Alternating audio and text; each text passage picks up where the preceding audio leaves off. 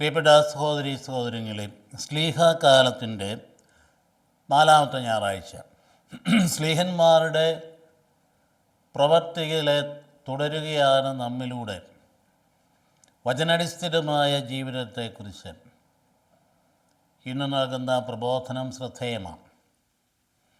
അതുകൊണ്ട് ഇന്നത്തെ വായനകളെ പ്രധാനമായും ദൈവത്തിൻ്റെ വാക്ക്, ദൈവത്തിൻ്റെ വചനം, 10 കൽപ്പന ഏതാണല്ലോ.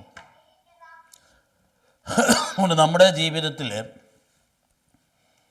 ഈശോമിശിഹായുടെ ഉത്ഥാനം എന്ന് പറയുന്ന സംഗതി യാഥാർത്ഥ്യമാകുന്നത് ഹൃദയത്തിൽ അനുഭവപ്പെടുന്ന ക്രിസ്തു സാന്നിധ്യത്തിലൂടെയാണ്. ഈശോ ഉത്ഥാനം ചെയ്തു, ഈശോ ഉത്ഥാനം ചെയ്തില്ല എന്ന് വിശ്വസിക്കുന്നുവെങ്കിൽ നമ്മുടെ വിശ്വാസം വ്യർത്ഥം, നമ്മുടെ പ്രഘോഷണം എല്ലാം വ്യർത്ഥം. നമ്മളായിരിക്കും മറ്റേതേക്കാളും ഈ ലോകത്തിലെ വിഡ്ഢികൾ. ഈശോ ഉത്ഥാനം ചെയ്തുവെങ്കിൽ നമ്മൾ ഉത്ഥാനം ചെയ്യുന്നുണ്ട്. നമ്മുടെ ജീവിതത്തിന് ഒരു മാനമുണ്ട്, മരണാനന്തര മാനമുണ്ട്.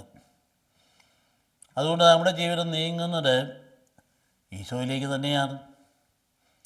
അപ്പോൾ അതുകൊണ്ട് നമ്മുടെ ജീവിതം എങ്ങനെ പോകണം എന്നതിന് വഴികാട്ടിയായിട്ടാണ് ഈ ഞായറാഴ്ചത്തെ വാചനങ്ങളെല്ലാം കടന്നു വരിക. 4-ാമത്തെ ഞായറാഴ്ച ഏറ്റവും ആദ്യത്തേത് 10 കൽപ്പനകളാണ്.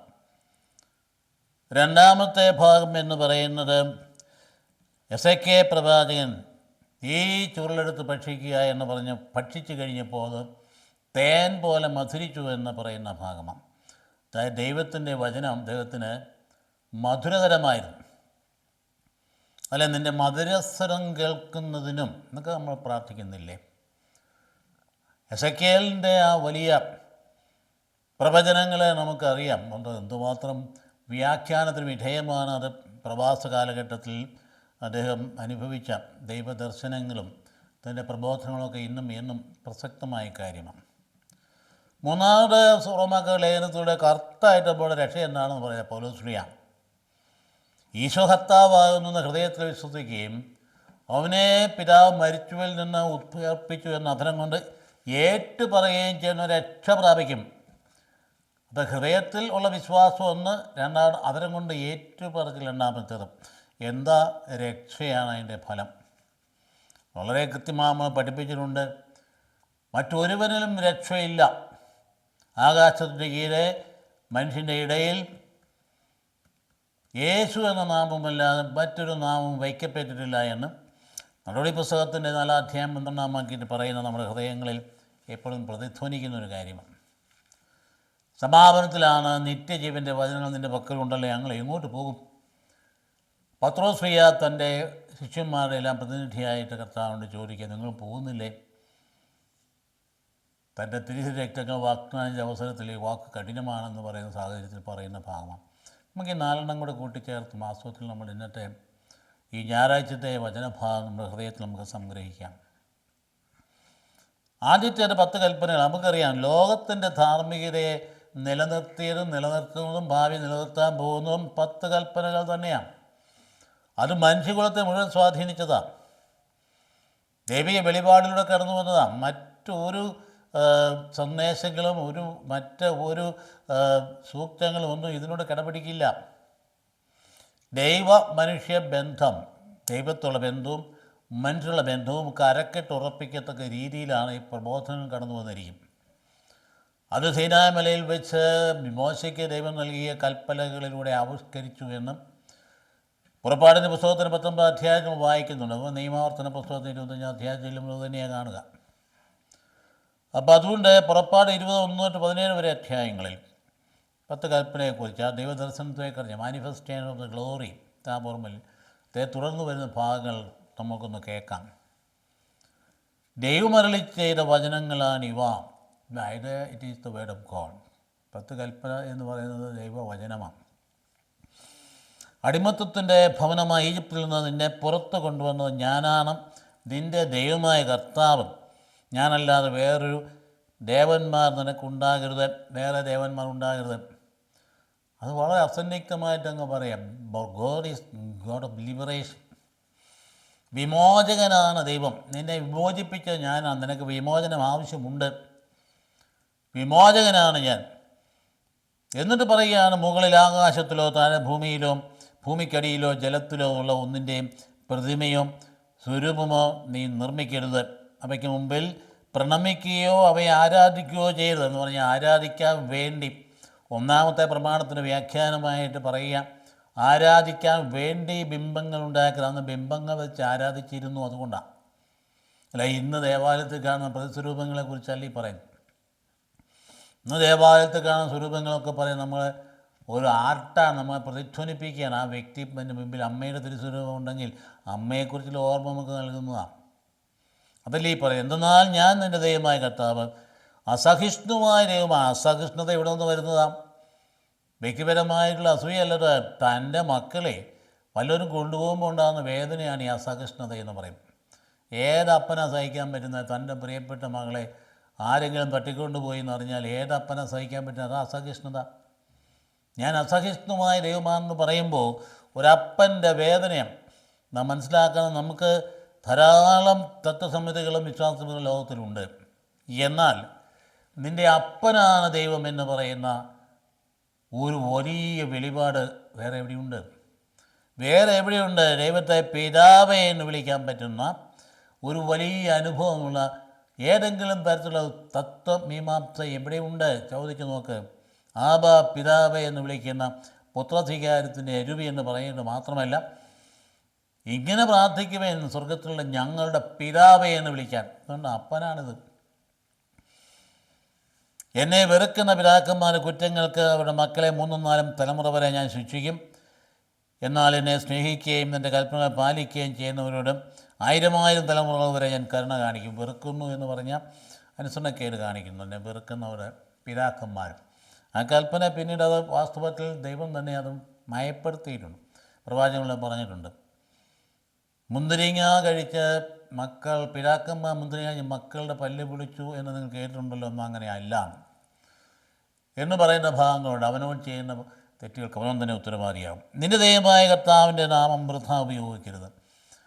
അവഹേളനപരമായി തമ്പുരാൻ്റെ നാമമൊക്കെ ഇപ്പോൾ എന്തുമാത്രം യൂട്യൂബിലൂടെയൊക്കെ ദൈവത്തെ പരിഹസിച്ച് കാണിക്കുന്ന വ്യക്തികളെ, അതിൻ്റെ ദൈവത്തെ നാം വൃഥ ഉപയോഗിക്കരുത് എന്ന് പറഞ്ഞിട്ട് തൻ്റെ നാമം വൃഥ ഉപയോഗിക്കുന്നവനെ കർത്താവ് ശിക്ഷിക്കാതെ വിടുകയില്ല എന്നാ പറഞ്ഞിരിക്കും. ഇത് കഴിഞ്ഞ് 3 കാര്യം പറഞ്ഞിട്ട് അടുത്തതിലേക്ക് കടക്കുകയാണ്. സാബത്ത് വിശുദ്ധമായി ആചരിക്കണം എന്ന് ഓർമ്മിക്കുക. ആ ദിവസം അധ്വാനിക്കരുത്. 6 ദിവസം അധ്വാനിക്കുക, എല്ലാ ജോലികളും ചെയ്യാം. എന്നാൽ 7-ാം ദിവസം ദൈവമായ കർത്താവിൻ്റെ സാബത്ത്. സാബത്ത് എന്ന് പറഞ്ഞാൽ സ്റ്റോപ്പ് എന്നാണ് അതിൻ്റെ അർത്ഥം. വാക്കിൻ്റെ അർത്ഥം അങ്ങനെയാണ്. അന്ന് നീയോ നിൻ്റെ മകനോ മകളോ ദാസനോ ദാസിയോ നിൻ്റെ മൃഗങ്ങളോ നിന്നോടൊത്ത് വസിക്കുന്ന പരദേശിയോ ഒരു വേലയും ചെയ്യരുത്. വിശ്രമം ആണ് ഏറ്റവും പ്രധാനപ്പെട്ട കാര്യം. എന്നാൽ കർത്താവ് 6 ദിവസം കൊണ്ട് ആകാശവും സമുദ്രവും സൃഷ്ടി അതിരുമെല്ലാം സമസ്തവും സൃഷ്ടിക്കുകയും 7-ാം ദിവസം വിശ്രമിക്കുകയും ചെയ്തു. അങ്ങനെ അവിടുന്ന് സാബത്ത് ദിനത്തെ അനുഗ്രഹിക്കുകയും വിശുദ്ധീകരിക്കുകയും ചെയ്തു. നമ്മൾ പലപ്പോഴും ധരിച്ചു വെച്ചിരിക്കുന്നത് വിശ്രമം എന്ന് പറഞ്ഞാൽ ഒന്നും ചെയ്യാതിരിക്കുക എന്നുള്ളത്. അങ്ങനെയല്ല. ആ വിശ്രമത്തിൻ്റെ അർത്ഥം ദൈവത്തിലായിരിക്കുക എന്നതാണ്. നമ്മൾ ചിലപ്പോൾ മൃതസംസ്കാരം കഴിഞ്ഞില്ലെങ്കിൽ സെമിത്തേരികളിൽ ചിലപ്പോൾ RIP എന്ന് എഴുതി വെച്ചിരിക്കുന്നതാണല്ലോ. എന്താ എൻ്റെ അർത്ഥം? റെസ്റ്റ് ഇൻ പീസ് എന്ന് പറഞ്ഞാൽ ഇനി സ്വസ്ഥമായിട്ട് അവിടെ കിടന്നോളാനല്ല എൻ്റെ അർത്ഥം. Rest in peace. നീ ആ ദൈവത്തിൽ വിശ്രമിക്കാനാണ് പറഞ്ഞത്. നീ ജീവിക്കുക ദൈവത്തിലാണ്, അതാണ് ആശംസിക്കുന്നത്. You be with God. ദൈവത്തോടെ ആയിരിക്കുക, അതാണ് നിൻ്റെ വിശ്രമം. നിൻ്റെ ദൈവമായ കർത്താവ് തരുന്ന ദേശത്ത് നീ ദീർഘകാലം ജീവിച്ചിരിക്കേണ്ടത് നിൻ്റെ പിതാവിനെയും മാതാവിനെയും ബഹുമാനിക്കുക. ഈ കാലഘട്ടത്തിൽ പ്രത്യേകിച്ചും പ്രസക്തമായ സംഗതി ഇതാണ്. മാതാപിതാക്കളെ ബഹുമാനിക്കുന്നതിന് വിരുദ്ധമായിട്ടുള്ള ഒരുപാട് ചിന്തകളും ഒരുപാട് പ്രവൃത്തികളും നിറഞ്ഞു നിൽക്കുന്ന സമൂഹമാണ് നമ്മുടേത്. അവിടെ എടുത്തു പറയുകയാണ് നീ ബഹുമാനിക്കുക. പിന്നെ മറ്റ് പ്രഭാഷകരുടെ പുസ്തകത്തിലും ഒക്കെ വളരെ ഭംഗിയായിട്ട് എടുത്തു പറഞ്ഞിരിക്കുന്നത് നമ്മളിപ്പോൾ കോട്ട് ചെയ്യുന്നില്ല. കൊല്ലരുത്, വ്യഭിചാരം ചെയ്യരുത്, മോഷ്ടിക്കരുത്, അയൽക്കാരനെതിരായി വ്യാജ സാക്ഷ്യം നൽകരുത്, അയൽക്കാരൻ്റെ ഭവനം മോഷ്ടിക്കരുത്, അയൽക്കാരൻ്റെ ഭാര്യയെയോ ദാസനെയോ ദാസിയെയോ കാളയെയോ കഴുതയെയോ യജമാനം മറ്റെന്തെങ്കിലുമോ മോഷ്ടിക്കാൻ പാടില്ല. ഇതാണ് 10 കൽപ്പനകൾ. വളരെ നമുക്കത് വിശദീകരിക്കേണ്ട കാര്യമൊന്നുമില്ല, കൃത്യമായി നമുക്കറിയാവുന്നെങ്കിലും അതിൻ്റെ ഉൾപ്പൊരുൾ പലപ്പോഴും നമുക്ക് മനസ്സിലാകാതെ പോകുന്നുണ്ട്. അപ്പോൾ സഹജീവികളുള്ള ബന്ധവും ദൈവത്തിലുള്ള ബന്ധവും അത് നേരെയാക്കി കഴിഞ്ഞാൽ നമ്മുടെ ജീവിതം സമാധാനമുള്ളതായിട്ട് തീരും. അസമാധാനമാണ് ഏറ്റവും വലിയ പ്രശ്നം. ഉറക്കമില്ല. ഉറക്കക്കുറവിന് എന്നാ കാരണം? ശാരീരികമായ അസുഖം കൊണ്ട് ചിലപ്പോൾ ഉറക്കക്കുറവ് വന്നിരിക്കും. അല്ലാത്തവരെങ്ങനെ ഉറങ്ങാതിരിക്കുന്നത്? അവൻ ദൈവത്തോടും അവൻ്റെ സഹജീവികളും രമ്യപ്പെട്ടാ ജീവിക്കുന്നങ്ങനെ മനസ്സിന് സമാധാനം ഉണ്ടാവും. മനസ്സിന് സമാധാനമുള്ളവൻ ഉറങ്ങും. അപ്പോൾ അതുകൊണ്ട് നിൻ്റെ അസ്വസ്ഥതയ്ക്കും നിലനിൽപ്പിനും ആവശ്യമാണ് ഈ 10 കൽപ്പന. 2 പട്ടികകളുണ്ട് വേദപുസ്തകത്തിൽ ഈ 10 കൽപ്പനയെക്കുറിച്ച്. 2 പട്ടിക. ഒന്ന് പുറപ്പാടിൻ്റെ 21 തൊട്ട് 17 വരെ, രണ്ടാമത്തെ നിയമാവർത്തനം 5, 6 തൊട്ട് 21. 2 പട്ടികകളും ഒരു ചെറിയ വ്യത്യാസമുണ്ട്. ആദ്യത്തെ പട്ടികയിൽ, ഇപ്പം നമ്മൾ കാണുന്ന ഈ പട്ടികയിൽ ആദ്യത്തെ 1-ാമത്തെ കൽപ്പനയുടെ വ്യാഖ്യാനമായിട്ടാണ് ആകാശത്തിൻ്റെ കീഴെ ഭൂമിക്ക് മുഴുവനും പ്രതിമകൾ ഉണ്ടാക്കരുത് എന്ന് ആരാധിക്കാൻ പറയും. പിന്നെ ആരാധിക്കാൻ ഉണ്ടാക്കരുത്. അതുകൊണ്ട് രണ്ടും കൂടി അത് ഒന്നാക്കിയിട്ടാണ് ഈ നിയമാവർത്തന പുസ്തകത്തിലെടുത്തത്. അത് കത്തോലിക്കാ സഭ അതാണ് സ്വീകരിച്ചിരിക്കുന്നത്, 10 കൽപ്പനകൾ. അതേസമയത്ത് പ്രോട്ടസ്റ്റൻ്റ് യഹൂദ വിഭാഗങ്ങൾ ആദ്യത്തെ അതുവഴി അങ്ങനെ സ്വീകരിച്ചിരിക്കുക. എന്നാൽ അതേ സമയത്ത് 9ഉം 10ഉം അധ്യായങ്ങളിൽ നിൻ്റെ അന്യൻ്റെ വസ്തുക്കളെ മോഷ്ടിക്കരുത്, അന്യൻ്റെ ഭാര്യയെ മോഹിക്കരുതെന്ന് പറയുന്നത് 2 ഒരു കൽപ്പനയായിട്ട് മറ്റുള്ളവർ കരുതുമ്പോൾ, അതായത് പുറപ്പാടിൻ്റെ പുസ്തകത്തിൽ ഒരു കൽപ്പനയായിട്ട് ഒരു നിയമാവർത്തനം 2ആയിട്ടാണ് കരുതുന്നത്. കാരണം അതായത് ഭാര്യയ്ക്ക് വിലയുണ്ട്, മറ്റുള്ളവനോട് താരതമ്യപ്പെടാൻ പറ്റില്ല. അതുകൊണ്ട് കത്തോലിക്കാ സഭ അത് 9ഉം 10ഉം 2 കൽപ്പനയായിട്ട് സ്വീകരിച്ചിരിക്കും. അപ്പോൾ അതുകൊണ്ട് വലിയ വ്യത്യാസമൊന്നുമില്ല. മറ്റൊരു പോലെ വ്യാഖ്യാനം കേട്ട് 10 കൽപ്പനകളൊക്കെ കത്തോലിക്കാ സഭ അങ്ങനെ വെട്ടിച്ചുരുക്കിയെന്നൊക്കെ പറയാൻ ആരെങ്കിലും മുതിർന്നാൽ അത് ശരിയല്ല. ആദ്യത്തെ കൽപ്പനയുടെ വ്യാഖ്യാനമാണ് അതിന് ചേർന്ന് പോകുന്ന ആരാധിക്കാൻ വേണ്ടി ഒന്നിൻ്റെയും പ്രതിമയുണ്ടാക്കരുതെന്ന് പറയും. ആരാധിക്കാൻ വേണ്ടിയിട്ട്, അല്ലാതെ പ്രതിമയുണ്ടാക്കരുതെന്നല്ല. പ്രതിമ ഉണ്ടാക്കാൻ കർത്താവ് തന്നെ പറഞ്ഞായിരുന്നു. അതായത് വാഗ്ദാനപടം വയ്ക്കാൻ കെരൂബുകളെ ഉണ്ടാക്കാൻ പറഞ്ഞു, അതൊരു പ്രതിമയാണ്. പിച്ചള സർപ്പത്തെ നോക്കാൻ പറഞ്ഞു, പാമ്പ് കടി, അതായത് ആഗ്നേയ സർപ്പങ്ങൾ കൊത്തി ചാകാനൊരുങ്ങിയപ്പോൾ പ്രാർത്ഥിച്ചപ്പോൾ. അതുകൊണ്ട് പ്രതിമയുണ്ടാക്കരുതെന്ന് തമ്പുരാൻ ഉദ്ദേശിച്ചിട്ടില്ല. തമ്പുരാൻ ഉദ്ദേശിച്ചത് ആരാധിക്കാൻ വേണ്ടി, ദൈവത്തിന് പകരമായി ആരാധിക്കാൻ വേണ്ടി. പ്രതിമ മാത്രമൊന്നുമല്ല, മറ്റൊന്നിനെയും പാടുള്ളതല്ല. സ്ഥാനമാനങ്ങളോ അധികാരമോ പ്രശസ്തിയോ അതൊന്നും ആ സ്ഥാനത്ത് വയ്ക്കാൻ പാടുള്ളതല്ല. അപ്പോൾ അതുകൊണ്ട് ഈ പറയുന്ന ഭാഗം ദൈവഹിതത്തിന് നിരുപാധികം വിട്ടുകൊടുത്തുകൊണ്ട് ജീവിക്കാനായിട്ട് കഴിയണമെന്നുള്ളതാണ്. അപ്പോൾ അതുകൊണ്ട് വളരെ ഒരു വ്യക്തി എന്നല്ല, ഇവിടെ പറയും നീ എന്ന് പറയും. അപ്പോൾ ജനത്തെ ഒരു വ്യക്തിയായിട്ട്, അപ്പം ഞാൻ ആദ്യമേ സൂചിപ്പിച്ചതാണ്, ഇങ്ങനൊരു ആത്മബന്ധമുള്ള ദൈവത്തെ വേറെ എവിടെ കാണും? ആത്മബന്ധമുള്ള ദൈവം, ഞാൻ നീ എന്ന് വിളിക്കുമ്പം അതല്ലേ പ്രവാചകന്മാരോട് പറഞ്ഞു വരുന്നത്, നീ എൻ്റെ സ്വന്തമാണ്, നീ എനിക്ക് പ്രിയങ്കരനാണ്, നീ എനിക്ക് ബഹുമാനമാണ്, നീ എനിക്ക് വിലപ്പെട്ടതാണ്, നീ എതിലേ പോയാൽ ഞാൻ നിൻ്റെ കൂടെയുണ്ട്, നീ സമുദ്രത്തിൻ്റെ അടിയിൽ കൂടെ പോയാലും ഞാൻ അവിടെയുണ്ട്, നീ അഗ്നിയുടെ നിഴലിലൂടെ പോയാലും ശരി, പാളികളുടെ പോയാലും ഞാൻ നിൻ്റെ. അപ്പം നീ ബന്ധം, ഇതാണ് നമ്മുടെ വിശ്വാസത്തിൻ്റെ സ്ഥായിയായിട്ടുള്ള ഭാവം എന്ന് പറയുന്നത്. പേര് ചൊല്ലി വിളിക്കുന്ന ആളാണ് നമ്മുടെ ദൈവം. പേര് ചൊല്ലി വിളിക്കുന്ന ആ ദൈവമാണ്.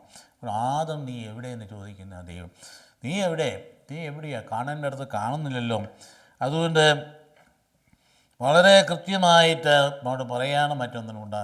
ധനത്തെ ദൈവമാക്കാൻ പാടില്ല, അതുപോലെ തന്നെ അധികാരത്തെ ദൈവമാക്കാൻ പാടില്ല, പ്രത്യയശാസ്ത്ര ദൈവമാക്കാൻ പാടില്ല, തന്നെയുള്ള സ്ഥാനമാനങ്ങളെയും ദൈവമാക്കാൻ പാടില്ല, ദൈവത്തിൻ്റെ നാമം വൃഥാ ഉപയോഗിക്കാൻ പാടില്ല, അനാദരവോടു കൂടി ദൈവമായ കാര്യങ്ങൾ കൈകാര്യം ചെയ്യും. ഇപ്പം നമ്മൾ യൂട്യൂബിൽ പലതും വളരെ പുച്ഛമായിട്ട് പരിഹാസജന്യമായി ദൈവത്തിനെ പ്രതിഷ്ഠിക്കപ്പെട്ടവർക്കൊക്കെ അവരെക്കുറിച്ചൊക്കെ പറയാൻ കേട്ട് കഴിയുമ്പോൾ നമുക്ക് മൂക്കത്ത് വിരൽ വെച്ച് പോകും. മനുഷ്യ എന്തമാ അധപ്പതിക്കുന്നു എന്ന് ചിന്തിക്കുക. വളരെ കൃത്യമായി പറയുക, ആദരവ് പ്രകടിപ്പിക്കേണ്ടതാണ്.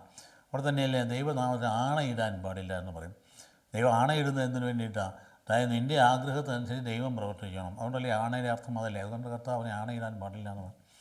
ദൈവനാമത്തിൽ ചെയ്യാൻ പാടില്ല, ദൈവനാമത്തിൻ്റെ മാന്ത്രിക ഉപയോഗം പാടില്ല. ചിലപ്പം ചില വിഭാഗങ്ങളിൽ ആളുകളൊക്കെ ഇങ്ങനെ കുറേ ചില വാക്കുകളൊക്കെ തുറന്ന് ഉദ്ധരിച്ചുകൊണ്ട് വലിയ ദൈവത്തെ വിളിച്ചു വരുന്ന രീതിയിലൊക്കെ പറയുന്നത് അതൊന്നും ചെയ്യാൻ പാടുള്ളതല്ല. തന്നെയല്ല, ദൈവമല്ലാത്ത ഒന്നിനെ ദൈവനാമം ആയിട്ട് കരുതാനും പാടില്ല. ദൈവമല്ലാത്തതിനെ ദൈവദൂഷണം പറയാൻ പാടില്ല, അശ്രദ്ധയോടെ ദൈവം ഉപയോഗിക്കാനും പാടില്ല. അതുകൊണ്ട് ദേവാലയത്തോടൊക്കെ ബന്ധപ്പെടുമ്പം കുഞ്ഞുങ്ങളെയൊക്കെ പരിശീലിപ്പിക്കേണ്ടതാണ്. അത് ആദരവോടു കൂടി ഇടപെടാൻ, ഈശോ സാന്നിധ്യം നൽകുന്ന, ഈശോയുടെ നാമം മുദ്രവെച്ചിക്കപ്പെട്ടിരിക്കുന്ന തമ്പുരാൻ്റെ ബലിവേരി അത് വളരെ വിലപ്പെട്ടതാണ്, വളരെ ആദരവ് അർഹിക്കുന്നതാണ്. അതിനോട് അടുത്ത് വരുമ്പോഴത്തേക്കും ആദരവ് കാണിക്കാൻ മക്കളെ പഠിപ്പിക്കേണ്ട. പലപ്പോഴും നമ്മുടെ ദേവാലയങ്ങളൊക്കെ ഇതെല്ലാം ഈ ചിന്തയൊക്കെ വിറ്റുപോയിട്ടുണ്ട്.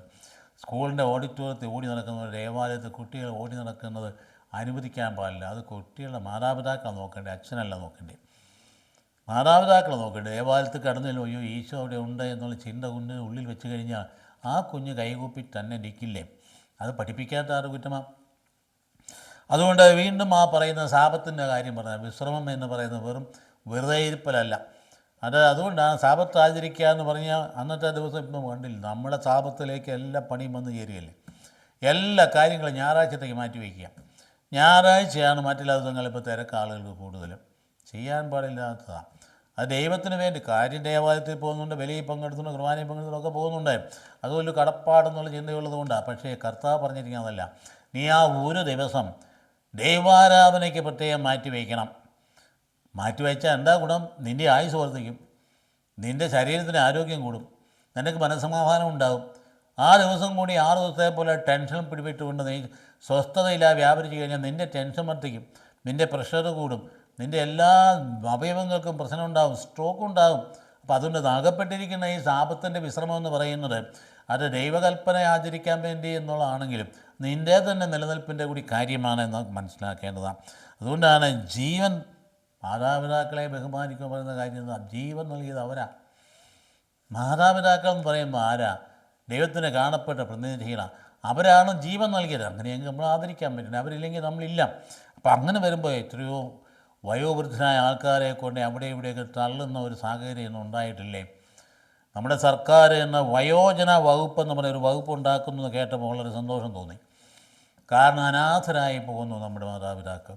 സമ്പത്തൊക്കെ ഉണ്ട്, മക്കൾ പുറം ലോകങ്ങളിലൊക്കെയാണ്, പണം വരുന്നുണ്ട്, പക്ഷേ വിനിയോഗിക്കാൻ ആളില്ല, എടുത്ത് ചിലവ് ചെയ്യാൻ ആളില്ല, ഒന്നും ചെയ്യാൻ പറ്റില്ലാതെ കഴിഞ്ഞു കൂടുന്നു, നിസ്സഹായരായിട്ട് കഴിഞ്ഞു കൂടുന്നു. അവസാനം മരിച്ചു കഴിയുമ്പോൾ മക്കളിഞ്ഞ് വരും, അതുവരെ കൊണ്ട് മോർച്ചറിയിൽ കൊണ്ട് വയ്ക്കും, പിന്നെ ആഘോഷമായൊരു ശവടക്കുന്നത് അവരങ്ങ് പോവും. ഇതുപോലെ യാന്ത്രികമായി പോയില്ലേ നമ്മുടെ ജീവിതം? മാതാപിതാക്കളെ കടമ നിർവഹിക്കാൻ നമുക്ക് ചുമതലയുണ്ട്. എല്ലാം ഇട്ടെറിഞ്ഞങ്ങ് പോയാൽ പോരാ. അപ്പനും അമ്മയും പ്രായമാകുമ്പോൾ ഒരാളെങ്കിലും അപ്പൻ്റെ അമ്മയുടെ കൂടെ ഉണ്ടാകുന്ന ഒരു രീതി നമുക്ക് പണ്ടുണ്ടായിരുന്നു. മാതാപിതാക്കൾ വേണമെങ്കിൽ പൊക്കോളാൻ പറയും, കാരണം അവൻ നിന്നുകൊണ്ടെന്ന പ്രയോജനം, അവൻ പോയി രക്ഷപ്പെടട്ടെ എന്ന് പറയുമ്പോഴും മക്കളിൽ ഒരാളെങ്കിലും ചിന്തിക്കണം, ഞങ്ങൾ ബാക്കി ഒരാളെങ്കിലും വീട്ടിൽ നിൽക്കാനായിട്ട് ചിന്തിക്കുന്ന ഒരു ചിന്തയുണ്ടാകേണ്ടത് ആവശ്യമുണ്ട്. അത് വളരെ ഗൗരവമായിട്ട് ചിന്തിക്കുന്ന ഒരു കാര്യമല്ലേ. അതുപോലെ തന്നെ ബാക്കി ഇപ്പോൾ അരുതുകളാണ്, ബാക്കിയെല്ലാം പറയുന്നത് അരുതുകൾ. അതായത് ബാക്കിയൊക്കെ ചെയ്യണം എന്ന് പറയുന്നത് ഇത് ചെയ്യരുതെന്ന് പറയുന്നത്. നീ കൊല്ലരുത്. ഈ കൊലയെന്ന് പറയുന്നത് തന്നെ വ്യക്തിവിദ്വേഷം, പ്രതികാര ബുദ്ധിയും അതുപോലെ തന്നെയുള്ള മറ്റുള്ള ഇടപാടൊക്കെ കൊലയുടെ ഭാഗം തന്നെയാണ്. മറ്റുള്ളവൻ്റെയൊക്കെ പേര് നഷ്ടപ്പെടുത്തുക, അപവാദം പരത്തുക, കൊലയാണത്. നമ്മൾ വിചാരിക്കും ശരീരത്തെ കുത്തി മുറിവേൽപ്പിച്ചിട്ട് കൊല്ലുന്നതാണ് കൊലയെന്ന്. അത് കൊല തന്നെയാണ് ശരീരമായി. പക്ഷേ അതിനേക്കാൾ വലിയ കൊല തേജോവധം ചെയ്യുക, ഓരോരുത്തരുടെ മനസ്സിനെ തകർത്ത് കളയുക എന്നുള്ളത് കൊലയാണ്. ചെയ്യാൻ പാടില്ല, ആദരവോടുകൂടി പെരുമാറേണ്ടതാണ്. തെറ്റ് കാണും ആൾക്കാർക്ക്, അത് ചൂണ്ടിക്കാണും തെറ്റില്ല, പക്ഷേ അത് വെച്ച് വ്യാപിപ്പിച്ചുകൊണ്ട് ആ മനുഷ്യൻ ഒരിക്കലും തലവെക്കാൻ പറ്റാത്ത രീതിയിൽ പെരുമാറുന്നത് കൊലപാതകമാണ്. അതുപോലെ തന്നെ വളരെ കൃത്യമായിട്ട് വിശ്വസ്തത എന്ന് പറയുന്നത് അരുതുകളാണ്. വ്യഭിചാരം ചെയ്യുമെന്ന് പറഞ്ഞാൽ ദാമ്പത്യ വിശ്വസ്തതയാണ്. അല്ലെങ്കിൽ നിലനിൽപ്പുണ്ടോ? സമൂഹത്തിന് നിലനിൽപ്പില്ല, കുടുംബത്തിന് നിലനിൽപ്പില്ല. ദാമ്പത്യ വിശ്വസ്തതയില്ല എങ്കിൽ ഒരു രാജ്യത്തിന് നിലനിൽപ്പില്ല. അധപ്പതനം ഉണ്ടാകുന്ന ഈ രംഗത്ത് തന്നെയാണ്. ദാമ്പത്യ ബന്ധത്തിൻ്റെ അവിശ്വസ്തതയിൽ നിന്നാണ് ജീവിതത്തിന് തകർച്ചകൾ കൊണ്ട് ആരംഭിക്കും. അത് ഇന്ന് വല്ലാതെ മറ്റും മീഡിയ വഴിയായിട്ടൊക്കെ വല്ലാത്ത ചിന്തകൾ ഇന്ന് ചെറു സമൂഹത്തിലേക്ക് കടന്നു വന്നിട്ടുണ്ട്. ചിലപ്പോൾ ചില നിയമസംഹിതകൾ പോലും അതിന് അനുകൂലമായിട്ട് വന്നിട്ടുണ്ട്. പക്ഷേ കർത്താവ് പറയുന്നത് ആ വിശ്വസ്തത എന്ന് പറയുന്നത് നിൻ്റെ ജീവിതത്തിൻ്റെ അടിത്തറയാണ്. അത് മാറി വ്യഭിചാരം ചെയ്യാൻ പാടില്ല എന്ന് പറഞ്ഞിരിക്കുന്നതും, മോഷ്ടിക്കാൻ പാടില്ല, മോഷണത്തിൻ്റെ കാര്യം തന്നെയാണല്ലോ. അതായത് ഞാൻ പറഞ്ഞ 2 കൽപ്പനയാക്കി മാറ്റിയില്ലേ, വസ്തുക്കളും അതുപോലെ തന്നെ ഭാര്യയും മറ്റുള്ളവരൊക്കെ വളരെ ഗൗരവമായിട്ട് മനസ്സിലാക്കേണ്ട ഒരു കാര്യമാണ്. അതുകൊണ്ട് കള്ളസാക്ഷ്യം, അതായത് നമ്മുടെ ഇടപാടത്തോടുകൂടി മറ്റുള്ളവനെതിരായിട്ട് സാക്ഷ്യം, സാധാരണഗതിയിൽ ഇതൊരു തൊഴിലായിട്ട് എടുത്തിട്ട് ആളുകളുണ്ട്. കോടതി വളപ്പിൽ ഇങ്ങനെ കാണാം, ഏത് കള്ളസാക്ഷ്യവും പറയാൻ വേണ്ടി കാശ് കൊടുത്താൽ മതി, പറയും. അവരെ പരിശീലിപ്പിക്കാൻ വക്കീലന്മാർ കാണും. ഇങ്ങനെയുള്ള സാഹചര്യങ്ങളിലൊക്കെ വലിയ ശിക്ഷ ചില ആൾക്ക് ഏറ്റുവാങ്ങിയിട്ടുണ്ട്. ചില കള്ളസാക്ഷ്യങ്ങളെ പ്രകടമായി സൂചിപ്പിക്കുന്നത് നിങ്ങൾക്കറിയാവുന്നതാണ്. ചില ശിക്ഷാ വിധിയുടെ പിൻപിലെ ചില കള്ളസാക്ഷ്യങ്ങളാണ് നിലനിന്നിരുന്നത്. അന്ന് ഈ പറയുന്ന പഴയ നിയമത്തിൽ കാണുന്ന നാബോത്തിൻ്റെ ആ വധവും ആ മരണവും ഒക്കെ കള്ളസാക്ഷ്യത്തിൽ ബന്ധപ്പെട്ട് പോകുന്നതാണ്. അപ്പം ഇതൊക്കെയാണ് 10 കൽപ്പനകളെ ഒരുപാട് വ്യാഖ്യാനിക്കാവുന്ന കാര്യമാണ്. ജീവിതത്തിൻ്റെ അടിത്തറ പാകുന്ന ഏറ്റവും പ്രധാനപ്പെട്ട പ്രമാണമാണ് 10 കൽപ്പനകൾ എന്ന കാര്യം അരക്കെട്ടുറപ്പിച്ച് പഠിപ്പിക്കുകയും പരിശീലിപ്പിക്കുകയും കുഞ്ഞുങ്ങളെ എന്നിവയെ വളർത്തുകയും ചെയ്യാൻ നമുക്ക് കഴിയേണ്ടതാണ്. രണ്ടാമത്തെ വായിലേക്ക് കിടക്കുമ്പോൾ എസെക്കിയേലിൻ്റെ പ്രവചനം. ആരായി എസെക്കിയേൽ? എസെക്കിയേൽ എന്ന് പറഞ്ഞാൽ പ്രവാചകന് അങ്ങോട്ട് പോയത് എപ്പോഴാണ്? പ്രവാസത്തിലാണ്. അതായത് മനുഷ്യൻ്റെ ഏറ്റവും വല്ലാത്തൊരു സാഹചര്യം ഉണ്ടായപ്പോൾ എസെക്കിയേലിൻ്റെ പുസ്തകം എടുത്ത് വായിച്ച് നോക്കി, എത്ര അധ്യായങ്ങളുണ്ട് നോക്കിയേ, എന്തെല്ലാം കാര്യങ്ങൾ അദ്ദേഹത്തിന് ദർശനം. മനുഷ്യപുത്ര എന്ന് പറഞ്ഞുകൊണ്ട് അദ്ദേഹത്തിന് കിട്ടിയ ദർശനങ്ങളൊക്കെ എന്ത് വലിയ മഹൻ ദർശനങ്ങളാണ് എന്നുള്ള കാര്യം. ഇപ്പോൾ എസെക്കിയേൽ പ്രവാചകൻ്റെ പുസ്തകത്തിൻ്റെ പ്രാരംഭഘട്ടത്തിലെ ചില ഭാഗങ്ങളാണ് പറയുന്നത്. അവൻ എന്നോട് പറഞ്ഞു, എന്താ മനുഷ്യപുത്ര, നീ കാണുന്ന ഈ ചുരുൾ ഭക്ഷിക്കുക, എന്നിട്ട് പോയി ഇസ്രായേൽ ഭവനത്തോട് സംസാരിക്കുക. ഞാൻ വായി തുറന്നു, അവൻ ചുരുൾ എൻ്റെ വായിൽ വെച്ചു തന്നു. അവൻ പറഞ്ഞു, മനുഷ്യപുത്ര, ഞാൻ തരുന്ന ഈ ചുരുൾ ഭക്ഷിച്ച് വയറ് നിറയ്ക്കുക. ഞാനത് ഭക്ഷിച്ചു, എൻ്റെ വായിൽ അത് തേൻ പോലെ മധുരിച്ചു. അവൻ വീണ്ടും പറഞ്ഞു, ഇതാണ് എന്താ ഈ പറയുന്ന പ്രതീകമെന്ന് പറയുന്നത്. അതായത് ഈ ചുരുളെന്ന് പറഞ്ഞാൽ അതുകൂടി എടുത്ത് തിന്നു എന്നുള്ള അർത്ഥത്തിലല്ല, ദൈവത്തിൻ്റെ വചനം ഉൾക്കൊള്ളാനാണ് പറഞ്ഞേ. ആ ദൈവത്തിൻ്റെ വചനം ചുരുളിലായിരുന്നു എഴുതിയിരുന്നു. ഇന്നത്തെ പോലെ നമുക്ക് പ്രിൻറ്റിംഗ് ഒന്നും ഇല്ലല്ലോ, പ്രിൻറ്റിങ്ങും പേപ്പറും ഒന്നും ഇല്ലാത്ത ഘട്ടങ്ങളിൽ അന്നൊക്കെ എന്താ ചുരുളുണ്ടായിരുന്നത്? അങ്ങനെ ബൈബിൾ ബിബ്ലോസ് എന്ന് പറഞ്ഞ ചെടിയിലുണ്ട് ഉണ്ടാക്കിയിട്ടുള്ള പ്രത്യേകമായ ഒരു ചുരുളാണ്. അതുകൊണ്ട് പിന്നീട് അത് മൃഗത്തിൻ്റെ തൊലിയിലുണ്ട് ചുരുളാക്കി മാറ്റി. ഇങ്ങനെയൊക്കെയാണ് ആദ്യഘട്ടങ്ങളിൽ ഉണ്ടായിരുന്നത്. അപ്പോൾ അതുകൊണ്ട് അവിടെ പറയുന്ന വാക്ക് ഭക്ഷിക്കാൻ പറഞ്ഞത് ദൈവവചനം ഭക്ഷിക്കാനാണ് പറഞ്ഞേ. മനുഷ്യപുത്ര, നീ ഇസ്രായേൽ ഭവനത്തിൽ ചെന്ന് എൻ്റെ വാക്കുകൾ അവരെ അറിയിക്കുക. ഇതാണ് എൻ്റെ വാക്കേതായി പറഞ്ഞ 10 കൽപ്പനയാണ്. എൻ്റെ വാക്ക് അറിയിക്കുക.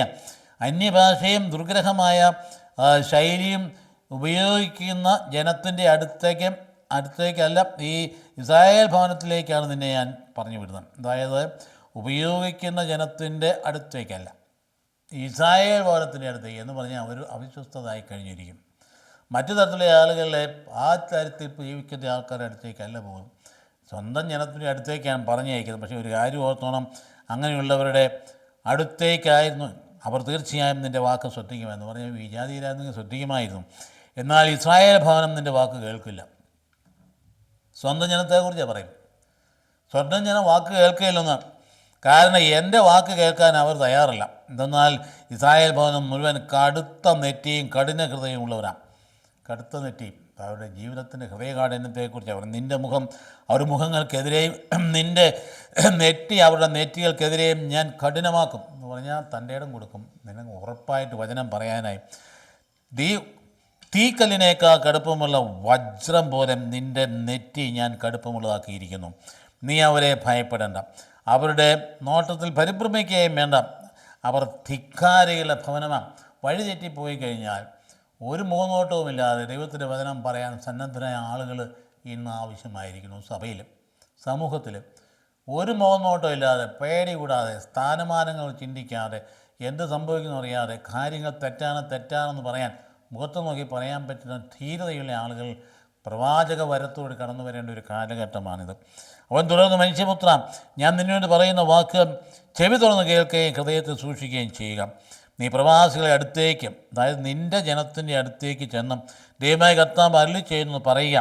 അവർ കേൾക്കുകയോ കേൾക്കാതിരിക്കുകയോ ചെയ്യട്ടെ, ദൈവവചനം നീ പ്രസംഗിക്കാനാണ് പറയുന്നത്. ഇതാണ് രണ്ടാമത്തെ വായന. അതായത് തമ്പുരാൻ നൽകിയ വചനം അതിൽ നിന്ന് വിട്ടുപോകുന്ന ഒരു ജീവിത ശൈലി നമുക്കുണ്ടാകാം. നമ്മുടെ ജീവിതത്തിൽ ദൈവമേ എന്ന് വിളിച്ചിരുന്ന ഒരു കാലഘട്ടം ഉണ്ടായിരുന്നു. കൂടുതൽ കഷ്ടതയും ക്ലേശങ്ങളും ദാരിദ്ര്യവും പട്ടിണിയും അതോട് ചേർന്ന് പോയ ആകുലതയൊക്കെ ഉണ്ടായിരുന്നപ്പോൾ എൻ്റെ ദൈവമേ എന്ന് വിളിച്ച് നമ്മുടെ കുടുംബങ്ങൾ മണിക്കൂറുകൾ പ്രാർത്ഥിച്ചിരുന്നു. 1.5 മണിക്കൂറൊക്കെ അമ്മമാർ കൈവിരിച്ച് പ്രാർത്ഥിച്ചിരുന്നു. സൗകര്യങ്ങളെല്ലാം ഉണ്ടായിക്കഴിഞ്ഞ്, ഭവനങ്ങളെല്ലാം ഒന്നായി, എല്ലാ സംവിധാനങ്ങളും ഉണ്ടായി, പട്ടണമർത്തിയാൽ എല്ലാ തരത്തിലുള്ള സംവിധാനങ്ങളും ഉണ്ടായിക്കഴിഞ്ഞിരിക്കും. ആ കുക്ക് ചെയ്യുന്നതിന് 5 മിനിറ്റ് വേണ്ട. പിന്നെ ഏത് സംഗതിയൊന്നും ഉണ്ടാക്കാം, ഏത് ജ്യൂസ് മേടിക്കാം, ഏത് സൗകര്യമുണ്ട്, എങ്ങോട്ട് പെട്ടെന്ന് മൂവ് ചെയ്യാം. കിട്ടും പോലെ വാഹന സൗകര്യങ്ങളുണ്ട്. ആര് വേണേൽ, ഡോക്ടറെ വേണേൽ വീട്ടിൽ വരുത്താം. എല്ലാം സെൽഫ് സഫിഷ്യൻ്റായി കഴിയുമ്പോൾ ഉണ്ടല്ലോ നമ്മുടെ ജീവിത ശൈലി മാറി. ദൈവവചനം കേൾക്കാണ്ടായി. ദൈവം ഇല്ലെങ്കിലും കുഴപ്പമില്ല. അതുകൊണ്ടാണ് അവർ 3 കാര്യങ്ങൾ പറയുന്നത്. നീ വാങ്ങി ഭക്ഷിക്കുക, രണ്ടാമത് പോവുക, 3 പ്രഘോഷിക്കുക. 3 കാര്യങ്ങൾ പ്രവാചകനോട് പറയും. നീ പോകണം, ചുമ്മാ പോയാൽ പോരാ, വചനം ഭക്ഷിച്ചിട്ട് പോകണം. എന്നിട്ട് എന്ത് ചെയ്യണം? അവിടെ ഇരുന്നാൽ പോരാ, നീ ഇറങ്ങി ചെല്ലണം. അങ്ങോട്ട് ഏനത്തിൻ്റെ മധ്യത്തിലേക്ക് പോകണം. വീട്ടിൽ ഇരുന്നാൽ പോരാ, ഇറങ്ങി ചെല്ലണം. എന്നിട്ട് മോൻ നോക്കാതെ പറയണം. അപ്പോൾ തേൻ പോലെ മതിരിക്കും. പ്രവാചകന്മാരോട് ദൈവവചനത്തെക്കുറിച്ച് പറഞ്ഞിരിക്കുകയാണ്. ജെറമ്യാവ് ഇത് തന്നെ പറയുന്നു. ജെറമ്യ 15:16 പറഞ്ഞു, അങ്ങയുടെ വചനങ്ങൾ അപ്പോൾ കണ്ടെത്തിയപ്പോൾ ഞാനവ ഭക്ഷിച്ചു, അവ എനിക്ക് ആനന്ദാമൃതമായി, എൻ്റെ ഹൃദയത്തിൽ സന്തോഷവും. അങ്ങയുടെ വാക്കുകൾ എനിക്ക് എത്ര മധുരമാണ്, അവ എൻ്റെ നാവിന് തേനിനേക്കാൾ മധുരം. സങ്കീർത്തനം 119. അപ്പോൾ അതുകൊണ്ട് ദൈവവചനം മധുരമുള്ളതാണ് എന്ന കാര്യം പ്രവചനങ്ങളോട് പറയുന്നത് നാം ശ്രദ്ധിക്കുക. ജെറമിയ 1:17 പറയുന്നത്, ഞാൻ കൽപ്പിക്കുന്നതൊക്കെയും അവരോട് പറയുക. ഇത് തന്നെ പ്രവാചകനായ ജെറമിയായും വിളിച്ചത്, ചെറുപ്രായത്തിലാണ് വിളിച്ചത്. ഞാൻ കൽപ്പിക്കുമെന്ന് പറയാൻ പറഞ്ഞു. എന്നാൽ അവരെ നീ ഭയപ്പെടേണ്ട, ഭയപ്പെടാൻ അവരുടെ മുമ്പിൽ നിന്നെ ഞാൻ പരിഭ്രാന്തരാകും. ഭയപ്പെട്ടാൽ അതുകൊണ്ട് എന്തു ചെയ്യും? അപ്പം ദേശത്തിന് മുഴുവനും യൂദായിലെ രാജാക്കന്മാർക്കും പ്രഭുക്കന്മാർക്കും പുരോഹിതന്മാർക്കും ദേശവാസികളും എതിരെ അപ്രതിരോധ്യ നഗരവും ഇരുമ്പ് തൂണും പിച്ചള മതിലുമായി നിന്നെ ഉറപ്പിക്കും. ഇതാണ് അത്ര ശക്തമായിട്ടുള്ള വചനം. അതായത് ഈ പ്രവാചകനെ വിളിച്ചപ്പം പറഞ്ഞു, നിന്നെ ഞാൻ, അയ്യോ എന്നെക്കൊണ്ട് പറ്റില്ല, ഞാൻ ബാലിലാണ് പോലും പറഞ്ഞു. ഇല്ലില്ല, നിന്നെ ഞാൻ പിഴുതെറിയാനും പറിച്ചു നടാനും തല്ലി തകർത്താനും പടുത്തുയർത്താനുമായിട്ട് വിളിച്ചിരിക്കുന്നു. അമ്മയുടെ ഹൃദയത്തിൽ വെച്ച് തന്നെ എന്ന് പറയുന്ന പ്രവാചകൻ യെരമ്യാ പ്രവാചകൻ. അതുപോലെ തന്നെ എസെക്കിയേലും. അതുപോലെ തന്നെ സ്വന്തം ജനത്തിൻ്റെ പക്കലേക്കാണ് വിടുന്നത്. സ്വന്തം അന്ന് യോനായെ വിട്ടതുപോലെയല്ല. യോനായെ വിട്ടത് എങ്ങോട്ടാണ്? നിനിവയിലേക്കാണ്. ഇത് സ്വന്തം ജനത്തിൻ്റെ പക്കലേക്കാണ് വിടുന്നത്. അതുപോലെ തന്നെ ഭാഷയിലെ ഹൃദയമാണ് തടസ്സം. അതായത് ഭാഷയല്ല, അതൊന്നും പ്രധാനപ്പെട്ട കാര്യമൊന്നുമില്ല. ഭാഷയല്ല. ആ ഒരു പ്രസംഗത്തിൽ 3000 പേര് 10 തണ്ടിട്ട് സംസാരിക്കുമ്പോൾ അവരുടെ ഭാഷയിൽ അവർക്ക് മനസ്സിലായി, ഹൃദയത്തിൽ പതിഞ്ഞതിൻ്റെ അർത്ഥം. ഭാഷയിലെ പ്രധാനം ഹൃദയമാണ്. അതുകൊണ്ടാണ് ഏശയ്യാ 6 എപ്പോൾ എടുത്തു പറയുന്നത്, ഈ ജനത്തോട് പറയുക, നിങ്ങൾ വീണ്ടും വീണ്ടും വീണ്ടും വീണ്ടും കേൾക്കും, പക്ഷെ മനസ്സിലാക്കിയില്ല. നിങ്ങൾ വീണ്ടും വീണ്ടും കാണും, പക്ഷേ ഗ്രഹിക്കുകയില്ല. ഇത് വല്ലാത്തൊരു പ്രതിഭാസമാണ് നമ്മുടെ ജീവിതത്തിൻ്റെ വിശ്വാസ പ്രതിസന്ധി എന്ന് പറയും. ദൈവം തന്നെ അന്ന് തന്നെ നമുക്ക് വച്ചിരിക്കുന്ന വലിയ ഒരവസ്ഥയാണിത്. അതുകൊണ്ട് നിൻ്റെ നെറ്റിത്തടം കഠിനമാക്കും ഞാൻ എന്ന് പറഞ്ഞാൽ പ്രവാചകൻ്റെ നെറ്റിത്തടം കഠിനമാക്കും, വജ്രം പോലെ കഠിനമാക്കും എന്ന് പറഞ്ഞാൽ ഹെസക് എന്ന് പറയുന്നതിൻ്റെ അർത്ഥം കഠിനമാക്കുക എന്നാണ്. ഹെസക്കിയേൽ എന്നാണ് പ്രവാചകൻ്റെ പേര്. എന്ന് പറഞ്ഞാൽ അതിൻ്റെ അർത്ഥം എന്നാൽ ദൈവത്താൽ ശക്തനാക്കപ്പെട്ടവൻ. ഹെസക്കിയേൽ, ഹെസക്ക് കഠിനമാക്കുക. ഓക്കെ, അപ്പം അർത്ഥം തന്നെ ദൈവത്താൽ ശക്തനാക്കപ്പെട്ട, ഇതാണ് എസെക്കിയേൽ. ഇപ്പം മറന്നു പോകരുത്. അതായത് എസെക്കിയേൽ എന്ന് പറയുന്ന പ്രവാചകൻ്റെ പേരിൻ്റെ അർത്ഥം ദൈവത്താൽ ശക്തനാക്കപ്പെട്ടവൻ. നിന്നെ ഞാൻ ശക്തനാക്കുമെന്നാണ് പറയാം. നീ എന്ത് ചെയ്യണം? ചുമ്മാ പോയാൽ പ്രഘോഷിക്കണം. മിണ്ടായിരുന്ന പോരാ. പല ആളുകളും ചിലപ്പോൾ മിണ്ടായിരുന്നു കളയും. തിന്മ കണ്ടാലും മിണ്ടില്ല. നമുക്കെന്താ ചേരം? അവിടെ എന്തായാലും നടക്കട്ടെ, അതിനെന്താ, നമുക്കിപ്പോൾ ഒന്നും പുറത്തു പോകണം, നമ്മളെന്തിനാവശ്യം പരിക്കേൽപ്പ്, ഇങ്ങനെ ചിന്തിക്കുന്ന മനുഷ്യരാണ് നിസ്സംഗരായ മനുഷ്യർ. തെറ്റാണ്. തിന്മ കണ്ടാൽ അതിനെതിരെ പ്രതികരിക്കാനായിട്ട് കഴിയേണ്ടതാണ്. അതുകൊണ്ട് പ്രതികരണം നോക്കാതെ, മറ്റുള്ളവർ പ്രതികരണം നോക്കാതെ പ്രഘോഷിക്കണം. വചനം സ്വീകരിക്കുവാനുള്ള സന്നദ്ധതയാണ് ഏറ്റവും പ്രധാനപ്പെട്ട കാര്യം. അതുകൊണ്ട് റോമാക്കാർക്കെതിരെ 10-ാം മുണ്ടും കിടക്കുക. അടുത്ത വായന. അതായത് എവിടെയാണ് റോമാക്കാർ 2 കാര്യങ്ങൾ താരതമ്യം ചെയ്യണം ഇവിടെ. ഒന്ന്, നീതി എന്ന് പറഞ്ഞാൽ നീതീകരണം, അതായത് നിയമം വഴി ഉള്ള നീതീകരണം. അതാണ് മോശ വരെ നിയമം വഴി. നിയമം തെറ്റൊന്നുമല്ല, പക്ഷെ നിയമം പോരായിരുന്നു. 2, വിശ്വാസം വഴി നീതീകരണം. അതെന്താണ്? അത് ഈശോമിശിഹായുടെ നീതീകരണമാണ്. അതുകൊണ്ടാണ് പ്രീശനും ചുങ്കക്കാരും വ്യത്യാസം കണ്ടത്. അവിടെ എന്താ പറഞ്ഞത്? പ്രീശൻ പറഞ്ഞു, ഞാൻ നിയമങ്ങൾക്ക് കാത്തിട്ടുണ്ട്, ഭയങ്കരമായി എല്ലാ നിയമം അനുസരിച്ചിട്ടുണ്ട്, ഞാൻ ദശാംശം കൊടുത്തിട്ടുണ്ട്. അപ്പോഴോ പാവപ്പെട്ട ചുങ്കക്കാരൻ കൊണ്ട് മാറി എന്ന് പറഞ്ഞു, അയ്യോ നിൻ്റെ മുമ്പിൽ നിൽക്കാൻ പോലും ഞാൻ യോഗ്യനല്ല കർത്താവെ കനിയണമെന്ന് പറഞ്ഞപ്പോൾ കർത്താവ് പറഞ്ഞ എന്താ? ആ ചുങ്കക്കാരൻ നീതീകരിക്കപ്പെട്ടവനായിട്ട് പോയി. ഇപ്പം നിയമത്തിന് കുറ്റമുണ്ടായിട്ടല്ല, ഹൃദയത്തിൻ്റെ വിശ്വാസമാണ് പ്രാധാന്യം. അപ്പം തന്നെയല്ല, ഇവിടെ പറയുന്ന വാക്ക് കേൾക്കും, നിയമാധിഷ്ഠിത നീതി പ്രവർത്തിക്കുന്നവർക്ക് എന്തു മൂലം ജീവൻ ലഭിക്കും എന്ന് മോശ എഴുതുന്നു. വിശ്വാസാധിഷ്ഠിത നീതിയാണ് ഇങ്ങനെ പറയുന്നത്. ക്രിസ്തുവിനെ താഴേക്ക് കൊണ്ടുവരാൻ സ്വർഗത്തിലേക്ക് ആര് കയറും എന്ന് നീ ഹൃദയത്തിൽ പറയരുത്. അഥവാ ക്രിസ്തുവിനെ മരിച്ചവരിൽ നിന്ന് ഉയർത്താൻ പാതാളത്തിലേക്ക് ആരിറങ്ങും നീ ഒന്നും പറയരുത്. അതായത് ക്രിസ്തു നിന്ന് അകലെയാണ് എന്ന് നീ കരുതരുത്. നമ്മുടെ ഉള്ള ഏറ്റവും വലിയ അനുഗ്രഹം എന്താണ്? കർത്താവ് കൂടെയുണ്ടെന്നുള്ളതാണ്. അതായത് അകലെയാണ്. ആര് സ്വർഗത്തിൽ കർത്താവ് ഇനി കൊണ്ടുവരുമെന്ന് പറയാൻ നിന്നിൽ അകന്നിരിക്കുന്ന ആളല്ലത്. ഇനി അല്ല പാതാളത്തിലല്ല, മരിച്ചവിടെ കിടക്കാനും എങ്ങോട്ടും അങ്ങനെ പോകേണ്ട, താഴോട്ട് പോകേണ്ട ആളുമല്ല. എന്നാൽ പിന്നെ എന്താണ് പറയുന്നത്? വചനം നിനക്ക് സമീപസ്ഥമാണ്. ഇത് പറഞ്ഞ ഈശോയുടെ കാര്യം പറയുന്നത്. നിനക്ക് സമീപസ്ഥമാണെന്ന്, അവിടുന്ന് ഈശോ കൂടി ഉണ്ടെന്ന് നിൻ്റെ അധരത്തിലും നിൻ്റെ ഹൃദയത്തിലും അതുണ്ട്. ഞങ്ങൾ പ്രസംഗിക്കുന്ന വിശ്വാസത്തിന് വചനം തന്നെയാണ്. ഇതാണ് വിശ്വാസം എന്ന് പറയുന്നത്. വാസ്തവത്തിൽ ആലോചിച്ച് നോക്കിയാൽ വേറെ ഏത് തത്വസംഹിതയിലുണ്ട് ഇങ്ങനെയൊരു കാര്യം? വിളിച്ചപേക്ഷിക്കേണ്ടവൻ കൂടെയുണ്ട് എന്ന് പറയുമ്പോൾ ഒപ്പം നമ്മോട് താതാത്മ്യപ്പെട്ട് നിൽക്കുന്നു പറയുമ്പം, നമുക്ക് സ്വന്തമായിട്ട് പ്രധാനമായിട്ടുണ്ട് എന്ന് പറയുമ്പം ഇതത്ര വലിയൊരു കാര്യമാണ്. ഇത് പറയേണ്ടേ നമ്മൾ മറ്റുള്ളവർ, പഠിപ്പിക്കേണ്ടേ മറ്റുള്ളവർ. നിൻ്റെ രക്ഷ ഈശോയിലാണെന്നുള്ള കാര്യം പഠിപ്പിക്കേണ്ടതല്ലേ? മറ്റൊരുവനും രക്ഷയില്ല, പിന്നെ ആരില്ല രക്ഷ? ആകാശത്തിൻ്റെ കീഴിലെ മനുഷ്യൻ്റെ ഇടയിൽ യേശു എന്ന നാമമല്ലാതെ രക്ഷയ്ക്കായി മറ്റൊരു നാമം വയ്ക്കുമ്പോൾ നമ്മൾ പറയേണ്ടതല്ലേ? ആകെ യേശു കർത്താവാണെന്ന് അവരം കൊണ്ട് ഏറ്റുപറയുകയും ദൈവനെ മരിച്ചവരിൽ നിന്ന് ഉയർപ്പിക്കുന്ന ഹൃദയത്തിൽ വിശ്വസിക്കുകയും ചെയ്യുന്ന രക്ഷപ്രാപിക്കും. വളരെ പ്രധാനപ്പെട്ട വചനമാണ് റോമൻ 10:9. ഈശോ കർത്താവാകുന്നു എന്ന് അധരം കൊണ്ട് ഏറ്റുപറയുകയും ദൈവനെ മരിച്ചവരിൽ നിന്ന് ഉയർപ്പിച്ചുവെന്ന് ഹൃദയത്തിൽ വിശ്വസിക്കുകയും ചെയ്യുന്ന രക്ഷപ്രാപിക്കും. ഇത് നമുക്ക് എല്ലാവരും പറയേണ്ട ഒരു കാര്യമാണ്. ആളുകൾക്കത് അറിയാൻ പാടില്ല. പക്ഷേ അതിൻ്റെ പിന്നാലെയാണ് ഇപ്പോൾ ലോകം വരുന്നത്. എന്തെല്ലാം തടസ്സമുണ്ടായാലും, മതപരിവർത്തന നിരോധന നിയമം എന്ന് പറഞ്ഞുകൊണ്ട് എന്തെല്ലാം വിലക്കുകൾ ഉണ്ടാക്കിയാലും ഒക്കെ കർത്താവിൻ്റെ നാമത്തിൻ്റെ പിന്നാലെ വന്നുകൊണ്ടിരിക്കുക ജനസമൂഹം മുഴുവൻ. ഏറ്റവും കൂടുതൽ യേശുനാമം വിലക്കപ്പെട്ടിരിക്കുക 12 രാജ്യങ്ങളുണ്ട്. അവിടെയാണ് ഏറ്റവും കൂടുതൽ യേശുവിൻ്റെ ശിഷ്യന്മാരുണ്ടായിക്കൊണ്ടിരിക്കും. ഇറാൻ, ലക്ഷക്കണക്കിന് ആളുകൾ കർത്താവിൻ്റെ പിന്നാലെ വരിക. മറ്റ് നമ്മുടെ രാജ്യത്ത് പല സംസ്ഥാനം ഇത് തന്നെ സംഭവിച്ചുകൊണ്ടിരിക്കും. ഇത് ദൈവത്തിൻ്റെ പദ്ധതിയാൻ കാര്യം ഓർക്കണം. എന്തുകൊണ്ടെന്നാൽ മനുഷ്യൻ ഹൃദയം കൊണ്ട് വിശ്വസിക്കുകയും തന്മൂലം നീതീകരിക്കപ്പെടുകയും ചെയ്യുന്നു. അവൻ അധരം കൊണ്ട് ഏറ്റുപറയുകയും തന്മൂലം രക്ഷ പ്രാപിക്കുകയും ചെയ്യുന്നു. അവനിൽ വിശ്വസിക്കുന്ന ഒരുവനും ലജ്ജിക്കേണ്ടി വരികയില്ല എന്നാണ് ഗ്രന്ഥം പറഞ്ഞപ്പെട്ടിരിക്കുന്നത്. ഈശോ മിശിഹായെ വിശ്വസിക്കുന്ന ഒരിക്കലും ലജ്ജിക്കേണ്ടി വരികയില്ല. അതുകൊണ്ട് യഹൂദനും ഗ്രീക്കുകാരനും തമ്മിൽ വ്യത്യാസമില്ല. ഒരുവൻ തന്നെയാണ് എല്ലാവരുടെയും കർത്താവ്.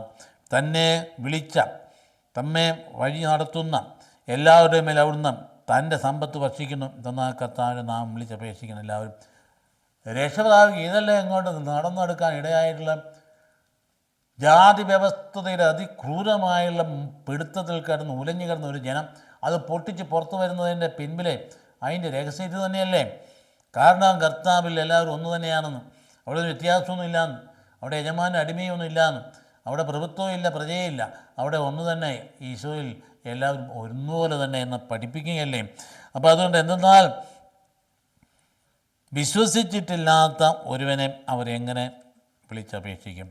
തങ്ങൾ അങ്ങനെയാണ്. അതുകൊണ്ട് നമ്മൾ വിജാതീയരുടെ ഇടയിൽ വിശ്വവിശേഷ പ്രഘോഷണത്തിൻ്റെ വലിയ പ്രസക്തി എപ്പസോനെടുത്ത് പറയുക, പൗലോസിനെ പറയുക, തങ്ങൾ വിശ്വസിച്ചിട്ടില്ലാത്തവനെ അവരെങ്ങനെ വിളിച്ചപേക്ഷിക്കും? ഈശോയുടെ നാമം കേട്ടിട്ട് പോലും ഇല്ലെങ്കിൽ എങ്ങനെ വിളിച്ചപേക്ഷിക്കും? ഒരിക്കലും കേട്ടില്ലാത്തവനിൽ എങ്ങനെ വിശ്വസിക്കാൻ പറ്റും? അത് നമ്മുടെ ചുമതലയല്ലേ, കർത്താവിനെ കേൾപ്പിക്കുക എന്നുള്ളത്. പ്രസംഗിക്കപ്പെടാതെ എങ്ങനെ കേൾക്കും? പ്രസംഗകനില്ലാതെ എങ്ങനെ കേൾക്കും? അയക്കപ്പെടാതെ എങ്ങനെ പ്രസംഗിക്കും? സുവിശേഷം പ്രസംഗിക്കുന്ന പാദങ്ങൾ എത്ര സുന്ദരം, ദേശീയ പറഞ്ഞതാണ്. സുവിശേഷം പ്രസംഗിക്കുന്ന പാദങ്ങൾ എത്ര സുന്ദരം എന്നാണല്ലോ എഴുതപ്പെട്ടത്. അതുകൊണ്ടാണ് കർത്താവ് പൗലോസ് എഴുതപ്പെട്ടിരിക്കുന്ന പറഞ്ഞ ഏശയ്യായി പറഞ്ഞ അതുകൊണ്ടാണ്. അപ്പോൾ അതുകൊണ്ട് നിയമാധിഷ്ഠിത ജീവിതം അന്നുണ്ടായിരുന്നു. വ്യത്യസ്തമായി വിശ്വാസാധിഷ്ഠിത ജീവിതമാണ് സഭയിലേക്ക് വരുമ്പോൾ നമ്മൾ കാണുക. അത് കർത്താവിൻ്റെ മനുഷ്യാവതാരവും സ്വർഗാരോഹണവും ഒക്കെ നമ്മൾ പറയുകയും ഓർക്കുകയും ചെയ്യണമെങ്കിലും ഈശോ നമ്മുടെ സമീപത്ത് നമ്മുടെ കൂടെയുണ്ട് എന്നുള്ള ചിന്തയാണ്. അപ്പോൾ ജീവിത കേന്ദ്രമാക്കേണ്ടത് എന്താണ്? ഈശോയാണ്, നമ്മുടെ ഹൃദയത്തിൻ്റെ രക്ഷയാണ്. അപ്പോൾ സാർവത്രികമായ ഒരു ദർശനമാണ്. ഇതാ ഞാൻ സിയോനിൽ ഒരു കല്ല് ശോധന ചെയ്ത്, അതായത് എന്ത് കല്ലാണ്? അടിസ്ഥാനമായിട്ടിടുന്നു, വിലയുള്ള മൂലക്കല്ല് അടിസ്ഥാനമായിട്ട് ഇട്ടിരിക്കുന്നു. വിശ്വസിക്കുന്നവൻ ചഞ്ചലചിത്തനാവുകയില്ല. ഇതാ കോട്ടി ചെയ്ത കർത്താവ് ഏശയ്യാ 28:16. ഇതാ ഞാൻ സിയോനിലൊരു കല്ല് ശോധന ചെയ്തൊരു കല്ല് അടിസ്ഥാനമായിട്ടിട്ടിരിക്കുന്നു. വിശ്വസിക്കുന്നവൻ ചഞ്ചലചിത്തൻ. അതുകൊണ്ടാണ് വിശ്വസിക്കുന്ന ലജ്ജിതനാകില്ല എന്ന് പറയാം. ചഞ്ചലചിത്തനാവുകയില്ല. ആ കല്ല് ഏത് കല്ലാണ്? ഈശോ മിശിഹായാകുന്ന കല്ലാണ്. ആ കല്ലാണ് വാസ്തവത്തിൽ. ആ കല്ലിൻ്റെ പുറത്ത് കയറി നിൽക്കുകയാണ് മോശയോട് പറഞ്ഞത് ദൈവത്തെ കാണാനായി. അത് പിതാക്കന്മാരെടുത്ത് വന്നോട്ട് വ്യാഖ്യാനിച്ചു. അന്ന് മോശയോട് പറഞ്ഞ ആ പാറയുണ്ടല്ലോ, ആ പാറ ഈശോ മിശിഹാ തന്നെയാണ്. ആ വെള്ളം പരിശുദ്ധാത്മാവാണ്. അപ്പോൾ അതുകൊണ്ട് അവിടുന്ന് എല്ലാവരുടെയും കർത്താവാണ്. ഇപ്പോൾ അന്നത്തെ കാലത്ത് ഈ പദം ഉപയോഗിച്ച ചക്രവർത്തിമാരാണ് കർത്താവ്. എല്ലാവരുടെയും കർത്താവ് ചക്രവർത്തിയാണ് പഠിപ്പിച്ചതാണ് ഇവിടെ പൗലോസിനെ പറയുന്നത്. എല്ലാവരുടെയും കർത്താവ് ഈശോ മിശിഹായാണ് എന്ന്. അതുകൊണ്ട് വളരെ കൃത്യമായിട്ട് നമ്മളോട് പറഞ്ഞ് പഠിപ്പിക്കുന്ന കാര്യമാണ്. അപ്പോസ്തലന്മാർ നമുക്ക് വേണം. ഈ കാര്യങ്ങളെല്ലാം നമുക്ക് പ്രവർത്തന അപ്പോസ്തലന്മാരായിട്ട് തീരണം. അപ്പോൾ ഏശയ്യാ 52:7 പറയുന്ന ഒരു മനോഹരമായ ഭാഗമുണ്ട്. സദ്വാർത്ത അറിയിക്കുകയും സമാധാനം വിളംബരം ചെയ്യുകയും രക്ഷയുടെ സന്ദേശം പ്രഘോഷിക്കുകയും സിയോനോട് നിൻ്റെ ദൈവം ഭരിക്കുന്നു എന്ന് പറയുകയും ചെയ്യുന്നവൻ്റെ പാദങ്ങൾ മലമുകളിൽ എത്ര മനോഹരം. ഇതാണ് സുവിശേഷം പ്രഘോഷിക്കുന്ന പാദങ്ങൾ മനോഹരമാണെന്ന് പറഞ്ഞതിൻ്റെ അടിസ്ഥാനം പറഞ്ഞ് ഇതാണ് എഴുതപ്പെട്ടിരിക്കുന്നത് പറഞ്ഞത്. അത് തന്നെയാണ് ഏഷ്യാനടുത്ത് കൃത്യമായിട്ട് പറയുന്നത്, അതായത് സദ്വാർത്ത അറിയിക്കുകയും സമാധാനം വിളംബരം ചെയ്യുകയും രക്ഷയുടെ രക്ഷയുടെ സന്ദേശം പ്രഘോഷിക്കുകയും സിയോനോട് നിൻ്റെ ദൈവം ഭരിക്കുന്നു എന്ന് പറയുകയും ചെയ്യുന്നവൻ്റെ പാദം മലമുകളിൽ എത്ര മനോഹരമായിരിക്കും. സഹോദരനെ, ഇന്നത്തെ ഈ ഞായറാഴ്ചയത്തെ വചനാടിസ്ഥാനമായ ജീവിതത്തിൽ നമ്മൾ ഉൾക്കൊള്ളേണ്ട വലിയ പ്രധാനപ്പെട്ട കാര്യങ്ങളല്ലേ ഈ വചനം ഉൾക്കൊണ്ട് നമ്മൾ അത് പ്രഘോഷിക്കാൻ കടപ്പെട്ടവരാണ്, നാം അയക്കപ്പെട്ടവരാണ്. അപ്പോസ്തലന്മാരുടെ സ്ഥാനത്ത് തന്നെയാണ് ഈശോയെക്കുറിച്ച് കേട്ടിട്ടില്ലാത്തവർ. നമ്മൾ പറഞ്ഞില്ലേ അവരെങ്ങനെ കേൾക്കും? ഓരോ വിശ്വാസി മിഷണറിയായിട്ട് മാറേണ്ടതല്ലേ? അവളെ കൃത്യമായി പറയേണ്ടതല്ലേ? ആ സമയത്തും അസമയത്തൊക്കെ പറയേണ്ടതല്ല. അല്ലാതെ മിഷന് പോകുന്നവർ മാത്രം ചെയ്തുകൊണ്ട് കാര്യമല്ല. അത് വിശ്വാസിയെ യഥാർത്ഥ ഹൃദയത്തിൽ വിശ്വസിക്കണമെങ്കിൽ അവൻ്റെ ഹൃദയത്തിൽ തൊട്ടറിയാതെ അവൻ പറഞ്ഞു പോകും മറ്റുള്ളവരുടെ നിൻ്റെ രക്ഷ യേശുവിലാണ് എന്ന്. അത് പറയുന്നത് ലജ്ജിക്കേണ്ടി വരില്ല എന്ന് പറഞ്ഞാൽ അവൻ ഒരിക്കലും ലജ്ജിക്കേണ്ടി വരില്ല. കാരണം സിയോനിൽ ഞാൻ കല്ലിട്ടിട്ടുണ്ട്, കല്ല് അടിസ്ഥാനമാക്കി ഇട്ടിരിക്കുക. അതുകൊണ്ട് നീ ഒരിക്കലും ചഞ്ചലിതനാകേണ്ട കാര്യമില്ലെന്ന് പറഞ്ഞിട്ട് അവസാനം സുവിശേഷം, വളരെ സുന്ദരമായ ഭാഗം, അതായത് 6 അധ്യായം യോഹന്നാൻ 60-61 വരെ വാക്യങ്ങളുടെ പശ്ചാത്തലം അധികം വിവരിക്കേണ്ടത് നിങ്ങൾക്കറിയാവുന്നതാണ്. ഈശോ അപ്പം മത്തിപ്പിച്ച് 5000 പേരെ പോറ്റി കാര്യങ്ങൾ കഴിഞ്ഞതിന് ശേഷം അവസാനം ഇനി ഞാൻ നിങ്ങൾക്ക് നൽകാനിരിക്കുന്നത് പുതിയ നിയമത്തിലെ എൻ്റെ ശരീരമാകുന്നു രക്തമാകുന്നു പറഞ്ഞപ്പോൾ ആളത് കേട്ടു. അയ്യോ, ഇതിൻ്റെ വാക്കുകൾ കഠിനമാണ്, ഇത് ഉൾക്കൊള്ളാൻ പറ്റുന്നില്ല, ഇത് ദുർഗ്രഹമാണ്, പരസ്പരം പെറുപെറുത്തുക തന്നെയല്ല. അപ്പോൾ കർത്താവ് അപ്പോൾ അതൊക്കെ തുറപ്പിട്ടങ്ങ് പറഞ്ഞു, സത്യം സത്യമായി നിങ്ങളോട് പറയുന്നു. ഈ കഠിനമാണെന്ന് പറഞ്ഞപ്പോഴാണ് മനുഷ്യപുത്രൻ ശരീരം ഭക്ഷിക്കുകയും രക്തപാനം ചെയ്യുന്നില്ല, നിങ്ങൾക്ക് നിങ്ങൾക്കിന് ജീവൻ ഉണ്ടാവുകയില്ല എന്ന് പറഞ്ഞപ്പോൾ ഇവന് കിർക്കാന്ന് പറഞ്ഞ ആൾക്കാരെല്ലാം പിരിഞ്ഞുപോയി. ഒരുപാട് പേര് പോയി. അവൻ്റെ കൂടെ പിന്നെ നടന്നില്ലെന്നാണ് പറയുന്നത്. അവൻ്റെ കൂടെ അവരാരും പിന്നെ നടന്നില്ല. അപ്പോൾ കർത്താവ് ശിഷ്യന്മാരടുത്ത് നിൽക്കുക, വന്നിട്ട് നിങ്ങളും പോകുന്നില്ലേ? നിങ്ങൾക്ക് പോകാമല്ലോ. അപ്പോഴാണ് പത്രോസ് പറയുന്നത്, ഞങ്ങൾ എങ്ങോട്ട് പോകാനാണ്? ജീവൻ്റെ വചനങ്ങൾ നിങ്ങളുടെ പക്കലുണ്ടോ? നമുക്കിപ്പോൾ മനസ്സിലുണ്ടാക്കുന്ന സംഗതിയാണ്, നമ്മളെങ്ങോട്ട് പോകാനാണ്? നമ്മൾ ഈശോയുടെ വചനങ്ങൾ നമ്മുടെ പക്കലുണ്ട്, ഈശോയിലുണ്ട്. നമുക്ക് വേറൊരു പോക്കടയില്ല, വേറൊരുക്കും പോകാനും പറ്റിയില്ല. നമ്മുടെ ജീവിതത്തിൻ്റെ ആത്യന്തികമായ ലക്ഷ്യം ഈശോ തന്നെ. അതുകൊണ്ട് അപ്പോസ്തലൻ പറഞ്ഞ് അവൻ എന്നെ സ്വന്തമാക്കിയിരിക്കുന്നു. ഞാനിതുവരെ സ്വന്തമാക്കിയിട്ടില്ല, പക്ഷെ ഒരു കാര്യം ഞാൻ ചെയ്യുന്നുണ്ട്, പിമ്പിലുള്ളതെല്ലാം മറന്ന് മുമ്പിലുള്ളവയെ ലക്ഷ്യമാക്കി ഈശോ മിശിഹായെന്ന സമ്മാനം വാങ്ങിക്കാൻ ഞാൻ പ്രയാണം ചെയ്യുന്നു. എനിക്ക് ജീവിതം ക്രിസ്തുവാണ്, എനിക്ക് മരണം നേട്ടമാണ്, ഞാനല്ല ക്രിസ്തു എന്നിൽ ജീവിക്കുന്നു എന്നൊക്കെ പറയാൻ പറ്റുന്ന ഒരവസ്ഥയിലേക്ക് വിശ്വാസ ജീവിതം നമ്മളെ കൊണ്ട് എത്തിക്കേണ്ടതാണ്. യോഹന്നാൻ 6:69 പറയുന്നു, ഇത് കേട്ട അവൻ്റെ ശിഷ്യരിൽ പലരും പറഞ്ഞു, ഈ വചനം കഠിനമാണ്, ശ്രവിക്കാൻ ആർക്ക് കഴിയും? തൻ്റെ ശിഷ്യന്മാർ പിറുപിറുക്കുന്നുവെന്ന് മനസ്സിലാക്കി ഈശോയോട് ചോദിച്ചു, ഇത് നിങ്ങൾക്ക് ഇടർച്ച പറ്റുന്നുവോ? അങ്ങനെയെങ്കിൽ മനുഷ്യപുത്രൻ ആദ്യം ഇരുന്നിടത്തേക്ക് ആരോഹണം ചെയ്യുന്നത് നിങ്ങൾ കണ്ടാലോ? ഫിലിപ്പിയാക്ക ലേഖനത്തിൽ വളരെ കൃത്യമായിട്ട് 2-ാം അധ്യായം 5 തൊട്ടുള്ള കാര്യങ്ങൾ പറയുന്ന കാര്യം തന്നെയാണ്. ദൈവത്തെ സമാനത വെക്കാൻ അവൻ തന്നെ താഴ്ത്തി എന്ന് പറഞ്ഞ കാര്യം തന്നെയാണ് പറയുന്നത്. അങ്ങോട്ട് ആരോപണം നിങ്ങൾ കണ്ടാലോ? ആത്മാവാണ് ജീവൻ നൽകുന്നത്, ശരീരമൊന്നിനും ഉപകരിക്കില്ല. നിങ്ങളോട് ഞാൻ പറഞ്ഞ വാക്കുകൾ ആത്മാവും ജീവനുമാണ്. വാസ്തവത്തിൽ നമ്മൾ അന്വേഷിക്കുന്നത് എന്താ? ആത്മാവിൻ്റെ ജീവനല്ലേ അന്വേഷിക്കേണ്ടത്. ഈശോയുടെ വാക്കുകൾ ആത്മാവും ജീവനുമാണ്. എന്നാൽ വിശ്വസിക്കാത്തവരായ നിങ്ങളിൽ ചിലരുണ്ട്. അന്നുണ്ടായിരുന്നല്ലോ. ഒരുത്തനോട് കൃത്യം പറഞ്ഞില്ല ആ സമയത്ത്, നിങ്ങൾ ഒരുവൻ പിശാചാണ് എന്ന് പറയും. അപ്പോൾ ആരാണോ എന്ന് ചോദിച്ചാൽ, അയ്യോ എന്നോടൊപ്പം തന്നെ ഈ അപ്പം ഇതിൽ നിന്ന് ഭക്ഷിക്കുന്നവരാണെന്ന് പറഞ്ഞപ്പോഴും ആർക്കും മനസ്സിലായില്ല. അവൻ എഴുന്നേറ്റങ്ങ് പോയി. അപ്പോൾ എന്തെങ്കിലും കാര്യം ചെയ്യാൻ പോകാമെന്ന് വിചാരിച്ചത് മറ്റുള്ളവരെ. പക്ഷേ അവൻ പോയത് ഒറ്റക്കൊടുക്കാനുള്ള പ്ലാനിങ്ങോട് കൂടിയാണ്. അപ്പോൾ എന്നാൽ വിശ്വസിക്കാത്ത നിങ്ങളിൽ ചിലരുണ്ട്. അവർ ആരെന്ന് തന്നെ ഒറ്റക്കൊടുത്തവനാരെന്നും ആദ്യം മുതലേ അവൻ അറിഞ്ഞിരുന്നു. അവൻ പറഞ്ഞു, അതുകൊണ്ടാണ് പിതാവിൽ നിന്ന് വരം ലഭിച്ചാൽ അല്ലാതെ എൻ്റെ അടുക്കിലേക്ക് വരാൻ ആർക്കും സാധിക്കുകയില്ല എന്ന് ഞാൻ നിങ്ങളോട് പറയാം. പാൽപ്പൊടിയും ഗോതമ്പും കൊണ്ട് കൊണ്ടുവരുന്നതല്ല ശിഷ്യത്വം എന്ന് പറയും. മനുഷ്യരങ്ങനല്ലേ ആരോപിക്കുന്നു? പാൽപ്പൊടിയും ഗോതമ്പും കൊടുത്തത് മതപരിവർത്തനം നടത്തുമെന്ന്. തെറ്റാണ് സഹോദരങ്ങളെ, അങ്ങനെ ഒരു ഇടപാടില്ല. പിതാവ് ആകർഷിക്കാതെ ആരും പുത്രൻ്റെ അടുത്തേക്ക് വരുന്നില്ല. വളരെ വ്യക്തമായിട്ടാണ് പറഞ്ഞത്. അങ്ങനെ ആകർഷിച്ചിട്ടുള്ളവർക്ക് ഒരു പാൽപ്പൊടിയും വേണ്ട, ഒരു ഗോതമ്പും വേണ്ട. അവർ വന്നിരിക്കും, അവർ ഉറച്ചിരിക്കും, അവരെന്നാ കാണിച്ചാലും പോവുകയില്ല, ഏത് ത്യാഗത്തിനും സന്നദ്ധമാവുകയും ചെയ്യും. ഇതിന് ചേരും അവൻ്റെ ശിഷ്യന്മാരിൽ വളരെ പേർ അവനെ വിട്ടുപോയി. അവർ പിന്നീട് ഒരിക്കലും അവൻ്റെ കൂടെ നടന്നില്ല. ഈശോ 12 പേരോടായി വീണ്ടും ചോദിച്ചു, നിങ്ങളും പോകാൻ ആഗ്രഹിക്കുന്നുവോ? ശിമയോൻ പത്രോസ് മറുപടി പറഞ്ഞ, കർത്താവേ, ഞങ്ങൾ ആരുടെ അടുത്തേക്ക് പോകും? നിത്യജീവൻ്റെ പദങ്ങൾ നിൻ്റെ പക്കലുണ്ട്. നീയാണ് ദൈവത്തിൻ്റെ പരിശുദ്ധനെന്ന് ഞങ്ങൾ വിശ്വസിക്കുകയും അറിയുകയും ചെയ്തിരിക്കുന്നു. എത്ര സുന്ദരമായ കാര്യമാണ്. അപ്പോൾ ദൈവികമായ രഹസ്യമാണ് ജീവൻ്റെ അപ്പം. ഉറച്ച വിശ്വാസം, തികഞ്ഞ സ്നേഹം, ബലിയർപ്പിക്കാൻ പറഞ്ഞതല്ലേ. ഉറച്ച വിശ്വാസത്തോടും തികഞ്ഞ സ്നേഹത്തോടും കൂടി ഈ ബലിയർപ്പിക്കാൻ കർത്താവെ ഞങ്ങളെ ശക്തരാക്കണമേ എന്ന് പറഞ്ഞാണ് അനാഫ്ര തുടങ്ങുന്നത്. അത് നമ്മുടെ മനസ്സിലതുണ്ടായിരിക്കേണ്ട. ആ അനാഫ്ര വളരെ ഭംഗിയായിട്ട് നമ്മുടെ ജീവിതത്തിലേക്ക് പ്രാവർത്തികമാക്കാനായിട്ട് ശ്രമിക്കട്ടെ. കർത്താവ് അനുഗ്രഹിക്കട്ടെ. കർത്താവ് വിശ്വം കൃപയും പിതാവാര്യത്തിൻ്റെ സ്നേഹവും വിശ്രാമ സഹവാസവും ഉണ്ടായിരിക്കട്ടെ ഇപ്പോഴെപ്പോഴും. ആമേൻ.